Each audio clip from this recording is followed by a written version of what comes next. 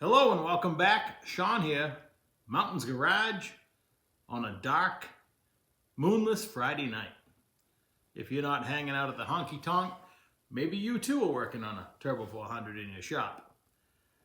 I've been working on the Reid cased Turbo 400 build. I have the direct drum built and installed. I built the forward drum. I got pieces of the pump ready to go. It's pretty much ready to assemble. However, to check front end play, I like to just use the back half of the pump. I bolt it in there. It's a nice flat spot to put the dial indicator. It works pretty slick, and I'm going to show you that in a minute. The reason, well, you should always check front end play and rear end play, but the choices when you choose a forward hub, I have two Sonics here. You can see this one, I'm sure, in the picture. I'm not sure if you can see the one I actually have installed in the forward drum. The difference being this one that takes the normal thrust washer is a drop-in. It doesn't come with any instructions. It's a direct replacement in a Turbo 400 or a 4L80E. And all your normal procedures would apply. Your end play is set with the washer on the back of the pump. The Sonic's Extreme Duty billet forward hub has a bearing on it instead of that thrust washer that you can see in the picture. And it's designed, the hub and the bearing are 25 thousandths thicker than a stock one. So that may or may not cause you problems in end play. I've put in the bearing style, the Extreme Duty billet forward front hub, and I've had to machine the hub itself to gain clearance. There's three places you could machine off. Two of them are already in the transmission, and one is in the pot that I'm trying to install. Naturally, I'm going to machine the piece that I'm adding, if I can. In this case, you can take the area under where that thrust washer is that you can see and cut it down in the lathe if you need more clearance.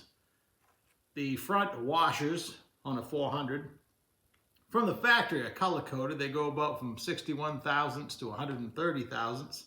There's 7 or 8 choices. Some aftermarket ones follow that color code, and in other cases, like this kit right here, they're all black. So you got to measure them. You should measure them anyway, no big deal. I've got stacks of them. Some of these even look like they're made out of wood. I've never actually used one of those, but it comes in the kit. I'm sure it's fine, right? So the thicker the thrust washer you put on the back of the pump, the more chances it's possible to expose one of the rings on the back of the pump that seals into the forward drum. I believe if you stay in the factory range of no thicker than 130 thousandths, and I've never put in 130 thousandths shim, nor have I ever seen one. This particular transmission, I've got it all together once, and I had the 95 thousandths blonde shim, a factory one I had laying around, and I had about 10 thousandths too much clearance. So I added 10 thousandths with 106 thousand, or 11 thousandths with 106 thousandths shim that was in that kit. And when we reassemble it, it should be pretty much in the ballpark. I'm going to measure it. You can go by feel. The front of a Turbo 400 usually has a lot of end play, and that's normal. Stock, I believe it calls out for 3 to 29. I'll double check that for you, but it's quite a range. And it's normally and probably should be a little bit more than the rear. Now the rear in this setup has the roller output thrust bearing, and I've only got a few thousandths in the back. Almost undetectable. It spins nice, but with a bearing, you can run it, not so tight that it's tight, but you don't need a lot of fore and aft movement. The front, this is the only bearing I have, the one I'm adding, and I won't be adding any more. That's a whole other subject. You could machine all the surfaces. You could have all Torrington bearings. I'm not sure Now, that's a whole nother subject for a whole nother day. So let's give you a look at my parts. Before I go away from this picture right here, I recently, well, in the last couple of years, when I'm going through the pump, I like to put the pressure regulator valve in the lathe and I hold it like this. And I just polish it a little bit with some Scotch-Brite. You'd be surprised how many of these are bent. Now, they're not bent where the valve runs in the bore. They're bent where the spring rides through, I don't know, installation or normal cycling of the valve. I'm not sure, but I actually take them while they're in the lathe and I straighten them back out. So they're as straight as possible, at least for another go-around. So, but I like to polish the valve up so it looks nice and moves smooth in the bore. And I painted my front cover. I'm going to use the back cover right here. This is a hardened. You see where this is blue, the splines for the stator. I hunted around because I'm building this out of parts and I wanted to put the best one I had. And this is a nice one, so she'll be going together. Let me give you another view of the hub and what I've done so far. And yeah. Hey, Sean here. I got to interject. This billet forward hub, and all hubs in a Turbo 400, only fit 1967 and later. 64, 5, and 6 had a different size, and if you're trying to install one of these hubs, or you're mismatching parts, you're going to run into trouble on the really early Turbo 400s. And I'm also not sure, in this last segment, I'm rewatching it right now, that it's perfectly clear that this time I didn't have to machine anything, and I had tons of clearance. The one I installed, the last billet hub I installed with a bearing, I had to put it in the lathe and cut it. So all the parts, when you add them up, including the case, hopefully fall into the range it was designed to work in. But even the factory had 60 thousandths to 130 thousand shims, so there's quite a bit of difference. So it's up to you to figure it out. Please forgive my audio if it goes up and down. Every time I'm behind the camera, the way my voice and the phone interact, that's what happens. So on the left, this is a normal install right out of the box forward clutch hub. It's a nice one. It does not come with the thrust washers. That's up to you. And this is the extreme duty that comes with the bearing. You can see it down here in the forward drum. And if you look real close, you can also see the back half, anyway, of the 40 spline input shaft. I machined up an aluminum piston, and I put 6 clutches in the forward. I already showed you the 4-clutch 4L80E style intermediate setup that I had in the last video.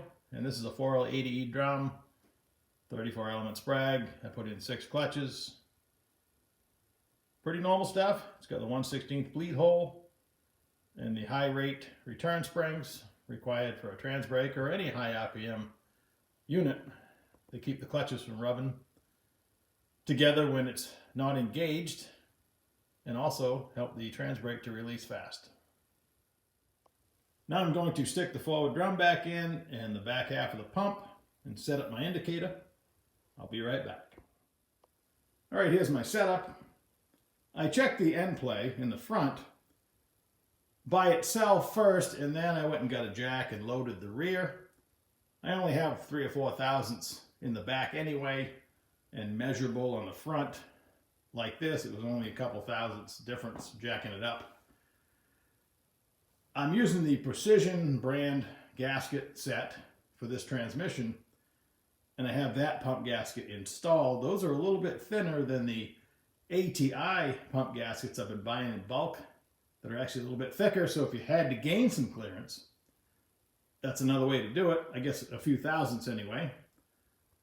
And I double checked the spec that came with the Sonex paperwork that came with the Extreme Duty hub. It's a wealth of information. It gives you all the selective washer sizes and colors. And it tells you the front and rear end play. In this case, the front, they say 3 thousandths to 24 thousandths. Pump is assembled and installed. So the core of the transmission is 100%. Now I just need to work on the valve body area. It's a dream of mine that will remain unfulfilled. I wish I could just be the assembler. Although I do like stripping and transmissions and finding, the goodies that lie within, I just love the final assembly process. I'll need to find a rear servo and associated parts. I can see the stuff already. I took a little time today and just organized my shelves a little bit because everything had got kind of jumbled up over a year or so I've had this shelf. Back in the 50s, when automatic transmissions were becoming more popular, most of the bell housings were removable. And then they went away from that to the one-piece cast units.